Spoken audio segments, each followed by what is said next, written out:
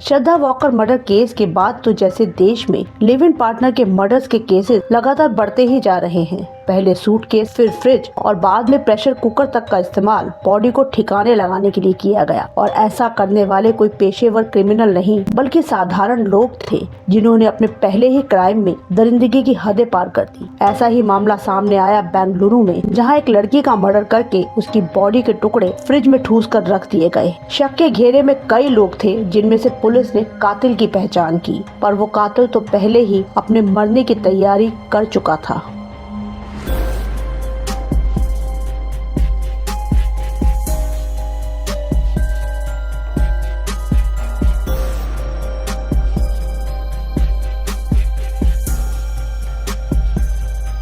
आज की हमारी कहानी है कर्नाटक के बेंगलुरु से। 21 सितंबर 2024 को बेंगलुरु के वेलेकवल नाम के इलाके में रहने वाले कुछ लोगों ने शिकायत की कि उनके पड़ोस के ही एक घर से तेज बदबू आ रही है। ये घर 28 साल की महालक्ष्मी ने किराए पर लिया हुआ था। घर के मकान मालिक को कॉल करके बुलाया गया। लैंडलॉर्ड ने आकर चेक किया तो वाकई उस घर से तेज बदबू आ रही थी। कई बार महालक्ष्मी को कॉल किया पर उसका फोन स्विच ऑफ था। इस घर के रेंट एग्रीमेंट में महालक्ष्मी ने इमरजेंसी नंबर के तौर पर अपनी माँ का फोन नंबर दिया हुआ था। लैंडलॉर्ड ने महालक्ष्मी की माँ को कॉल किया और उनसे पूछा कि महालक्ष्मी कहाँ है। तब माँ ने कहा कि उनकी भी कई दिनों से महालक्ष्मी से बात नहीं हुई है। लैंडलॉर्ड ने उन्हें बताया कि उनकी बेटी के घर से बहुत तेज बदबू आ रही है और कमरा लॉक है। अगर उनके पास घर की एक्स्ट्रा चाबी है तो वो प्लीज यहाँ चेक कर लें। ये सुनते ही महालक्ष्मी की माँ और बहन थोड़ी देर में ही वहां पहुंच गए। जब उन्होंने वहां आकर घर का लॉक खोला तो दरवाजा खुलते ही वहां फैली बदबू कई गुना बढ़ गई।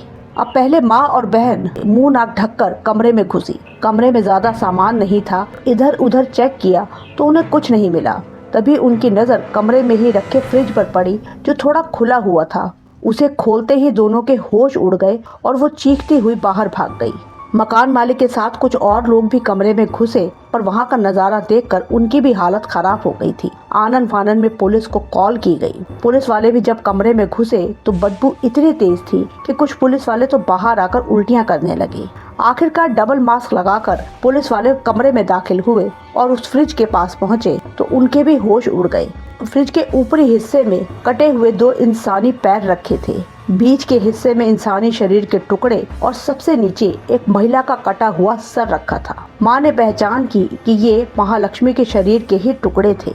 कटे हुए टुकड़ों से बहकर खून की लाइन फ्रिज से बहकर बाहर भी आ रही थी जो अब तक सूख चुकी थी। बेंगलुरु पुलिस के लिए भी ऐसा नजारा पहली बार था। सीनियर ऑफिसर्स और फॉरेंसिक टीम को खबर दी गई। टुकड़ों की हालत और सड़ने की बदबू से अंदाजा लगाया गया कि मर्डर हुए 15-16 दिन हो चुके हैं। फॉरेंसिक टीम ने सभी टुकड़ों को इकट्ठा करके पोस्टमार्टम के लिए भिजवा दिया और पुलिस ने जांच शुरू की। ये खबर पूरे इलाके में आग की तरह फैल गई। लोगों की भीड़ उस इलाके में पहुंचने लगी और साथ ही मीडिया भी वहां इकट्ठी हो गई।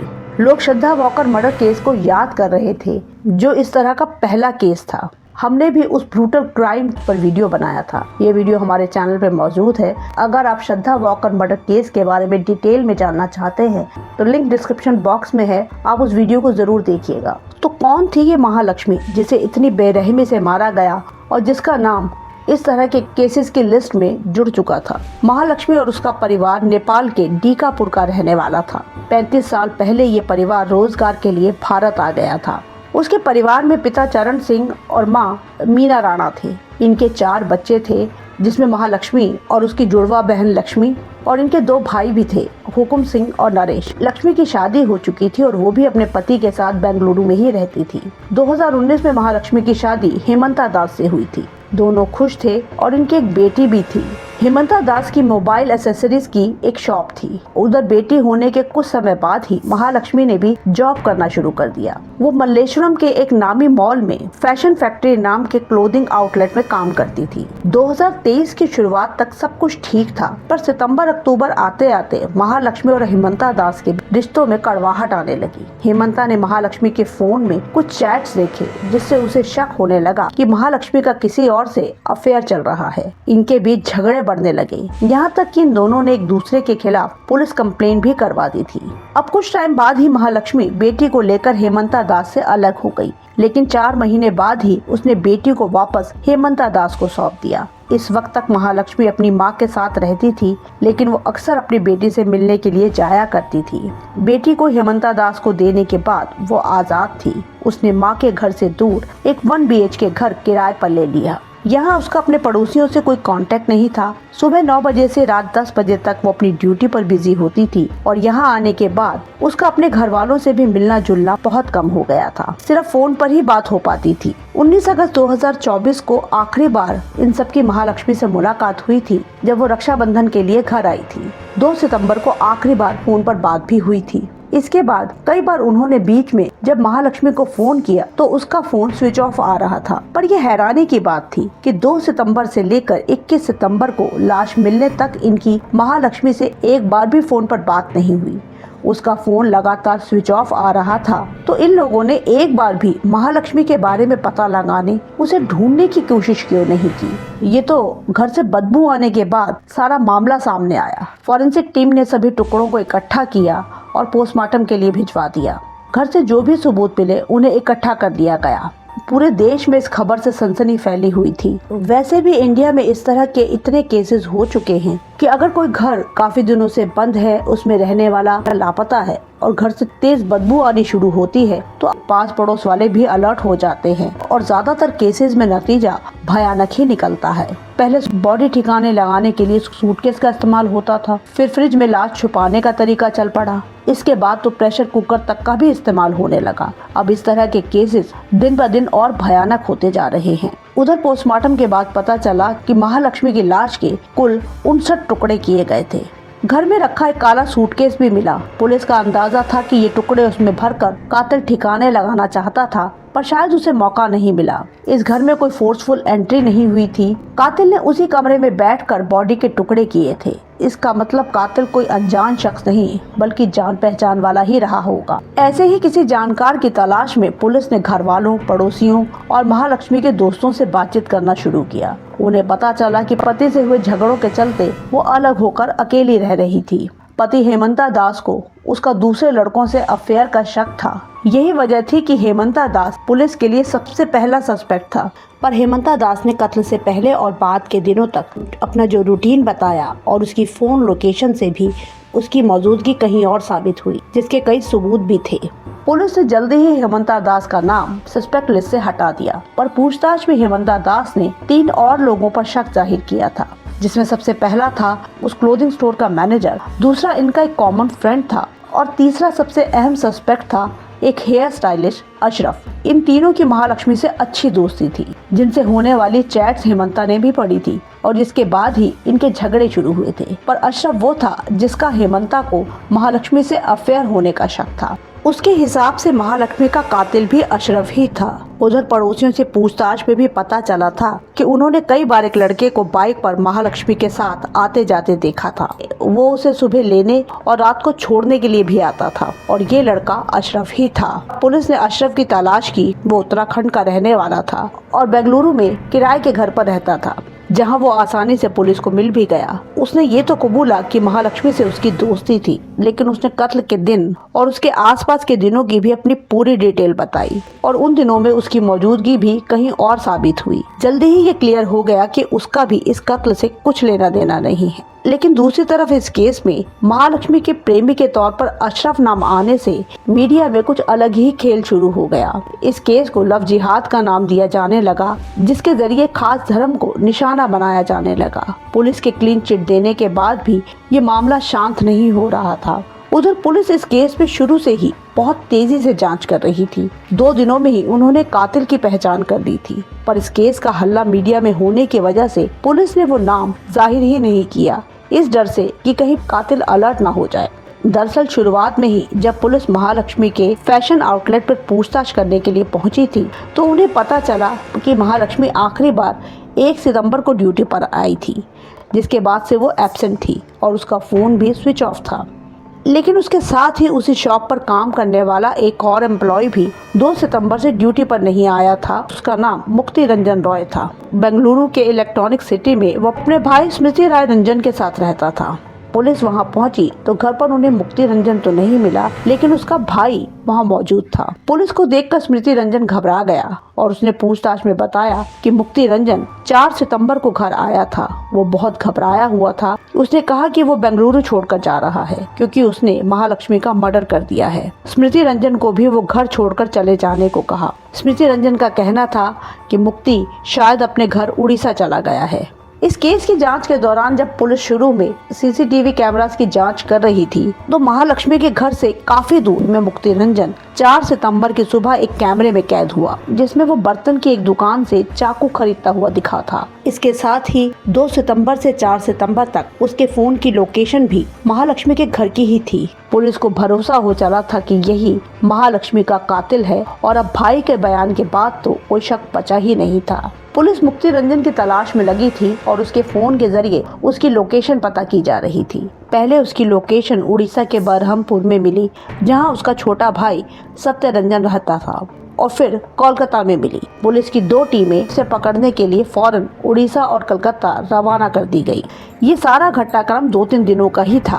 कोलकाता में इधर उधर भटकने के बाद मुक्ति 23 सितंबर को वापस ओडिशा के भद्रक जिले में अपने गांव पहुंच गया। रात 10 बजे के करीब वो घर पहुंचा। उसने माता पिता के साथ खाना खाया, जिसके बाद सब सोने चले गए। पर सुबह 4 बजे के करीब मुक्ति रंजन अपना लैपटॉप वाला बैग और पिता की बाइक लेकर घर से चला गया। सुबह 6-7 बजे के करीब उसके घर से 3 किलोमीटर दूर एक कब्रिस्तान के पास पेड़ से लटकी हुई उसकी लाश किसी ने देखी। मुक्ति रंजन ने आत्महत्या कर ली थी। तब तक उड़ीसा पुलिस इस शख्स के बारे में नहीं जानती थी कि ये कौन है, लेकिन उसके बैग से मिले सामान और एक डायरी से उसके बारे में पता चला कि ये वही मुक्ति रंजन है जिसके बारे में बेंगलुरु पुलिस ने अलर्ट जारी किया हुआ है। उस डायरी में एक सुसाइड नोट भी मिला, जिसमें उसने महालक्ष्मी के साथ अपने रिश्तों के बारे में बताया था और साथ ही उसके कत्ल की बात भी कबूली थी कि वो महालक्ष्मी से बहुत प्यार करता था, पर उसके बर्ताव से वो तंग आ चुका था। उसी समय बेंगलुरु पुलिस भी उसे ढूंढते हुए उसके गांव आ पहुंची थी। अगर ये लोग कुछ घंटों पहले वहां पहुंचते तो शायद मुक्ति रंजन को ये जिंदा पकड़ सकते थे। उस सुसाइड नोट, सबके बयान और पुलिसिया जांच के बाद एक चौंकाने वाली कहानी सामने आई, जिसके बाद महालक्ष्मी का एक अलग ही रूप निकलकर सामने आया कि महालक्ष्मी शुरू से ही बहुत ही आजाद ख्याल और महंगे शौक रखने वाली लड़की थी। पति की कमाई से उसके शौक पूरे नहीं होते थे तो बेटी होने के कुछ समय बाद ही उसने जॉब शुरू कर दी। यहाँ उसकी कई लोगों से दोस्ती हुई और यही दोस्ती हेमंता दास से उसके अलगाव की वजह भी बनी। अलग होने के 4 महीने बाद ही उसने बेटी को वापस हेमंता दास को ही सौंप दिया। अब वो पूरी तरह से आजाद थी। अशरफ जैसे उसके कई दोस्त थे जो उस पर पैसा खर्च करते थे और उसको महंगे तोहफे भी दिया करते थे। मुक्ति रंजन उसी फैशन आउटलेट में काम करता था। जल्दी ही महालक्ष्मी मुक्ति रंजन के कांटेक्ट में भी आ गई। मुक्ति शुरू से ही महालक्ष्मी को पसंद करता था। उसे पता था कि वो शादीशुदा है और उसकी एक बेटी भी है, पर उसके पति से अलग होने के बाद वो महालक्ष्मी के प्यार में डूबा हुआ था। वो उससे शादी करना चाहता था। मुक्ति रंजन अपनी सैलरी का काफी हिस्सा महालक्ष्मी पर ही खर्च करता था। वो उसे घुमाता फिराता, महंगे गिफ्ट्स भी देता था। पिछले 6 महीने से ये दोनों रिलेशन में थे। उस पर खर्चे के चलते मुक्ति रंजन अपने घर पर भी पैसा नहीं भेज पा रहा था और दूसरी तरफ महालक्ष्मी के महंगे शौक पूरे ही नहीं होते थे। ऐसे में उसकी कई और लोगों से भी दोस्ती थी। महालक्ष्मी काफी गुस्सैल और डोमिनेटिंग स्वभाव की थी। इसके उलट मुक्ति रंजन काफी शांत स्वभाव का सीधा साधा शख्स था। अपने मन की कोई बात पूरी न होने पर महालक्ष्मी अक्सर इसके ऊपर गुस्से में चिल्लाती रहती थी। इनके बीच अक्सर बहस और झगड़े होते थे। मुक्ति रंजन भी इससे बहुत परेशान होता था। लेकिन एक दिन मुक्ति रंजन ने महालक्ष्मी के फोन में कई दूसरे मर्दों के साथ उसकी तस्वीरें देखी। अभी तक महालक्ष्मी के लगातार झगड़ालू स्वभाव और डोमिनेटिंग नेचर के बावजूद वो हालात को संभालने की कोशिश कर रहा था, लेकिन अब ये बात उसके बर्दाश्त से बाहर थी। इस बात को लेकर दोनों के बीच झगड़ा भी हुआ।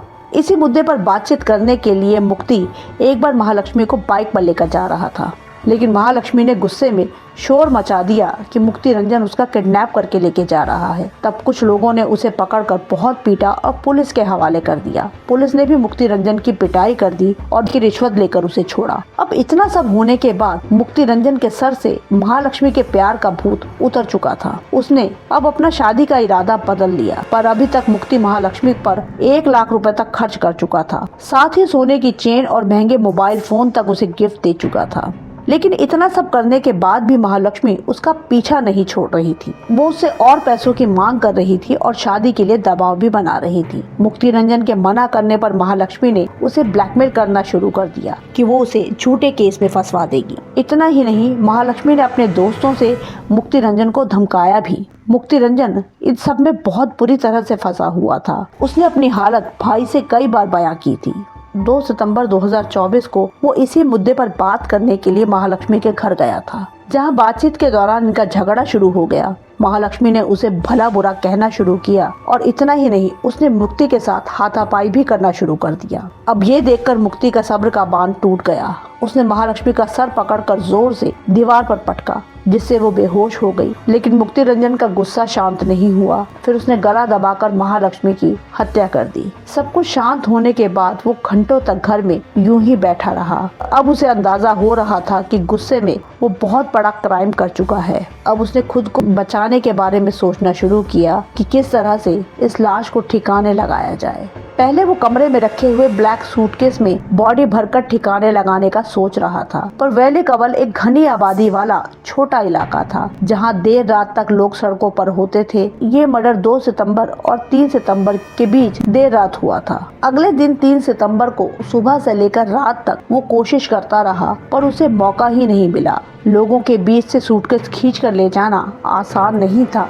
रात भर वो क्राइम केसेस देखता रहा और लाश ठिकाने लगाने के तरीके ढूंढता रहा, जिसमें श्रद्धा वॉकर का केस सबसे खास था। 4 सितंबर की सुबह सुबह वो एक बर्तन की दुकान से बड़ा चाकू खरीद कर लाया और इसी दौरान वहां के सीसीटीवी में भी वो कैद हुआ। वापस आकर उसने शरीर के टुकड़े किए और उन्हें फ्रिज में ठूस कर रख दिया ताकि बॉडी की बदबू बाहर ना आए। लेकिन पूरी बॉडी उसमें ठूसने की वजह से फ्रिज ठीक से बंद नहीं हो पाया था। इसके बाद उसने घर की सफाई की और ताला लगाकर वहां से चला गया। बेंगलुरु छोड़ने से पहले वो अपने भाई स्मृति रंजन से मिला और उसे सब कुछ बता दिया कि वो महालक्ष्मी से प्यार करता था, लेकिन अब वो उसके बर्ताव से तंग आ चुका था। किस तरह से वो मुक्ति रंजन को ब्लैकमेल कर रही थी और महालक्ष्मी के दोस्त भी उसे धमका रहे थे। वो इससे तंग आ चुका था, इसीलिए उसने महालक्ष्मी का मर्डर कर दिया है।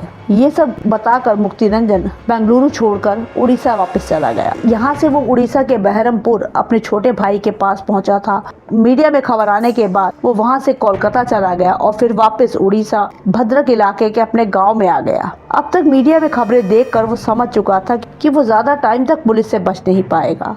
वो बहुत दबाव और गिल्ट में था, इसीलिए उसने 23 सितंबर की रात खुदकुशी कर ली। इसके अलावा मुक्ति रंजन ने मरने से पहले अपने दोनों भाइयों और माँ को पूरी बात बताई थी। वो बुरी तरह से पछता रहा था कि उसके गलत कदम से सब कुछ बर्बाद हो गया है, जिसका खामियाजा उसके परिवार को भी भुगतना पड़ेगा। और इसी गिल्ट में उसने आत्महत्या जैसा कदम उठाया। पुलिस ने इस केस को 3-4 दिनों में ही सुलझा लिया था। बहुत फुर्ती दिखाते हुए उन्होंने कातिल को ढूंढ भी लिया था, लेकिन समय रहते वो उस तक नहीं पहुंच पाई, जिससे कई राज उसकी मौत के साथ ही चले गए। हत्या में इस्तेमाल होने वाला चाकू पुलिस को कभी नहीं मिल पाया। इस कहानी में महालक्ष्मी का जो रूप सामने आया है, उसके बार बार बदलते रिश्ते, उसके लालच और गुस्सैल व्यवहार का नतीजा इतना भयानक हुआ कि मुक्ति रंजन जैसा सीधा साधा शख्स भी फ्रस्ट्रेशन में कातिल बन बैठा। पर जिस तरह से मीडिया ने इस केस को पेश किया वो बहुत ही गलत था। ये केस 3-4 दिनों में ही सॉल्व हो गया था, पर इन दिनों में अशरफ के नाम पर मीडिया में जो हंगामा मचा, जबरदस्ती इस केस को धार्मिक रंग देने की जो कोशिश की गई, वो बहुत ही शर्मनाक था। न जाने लोग कब किसी क्रिमिनल को धर्म का चश्मा हटाकर सिर्फ क्राइम की नजर से ही देखना शुरू करेंगे।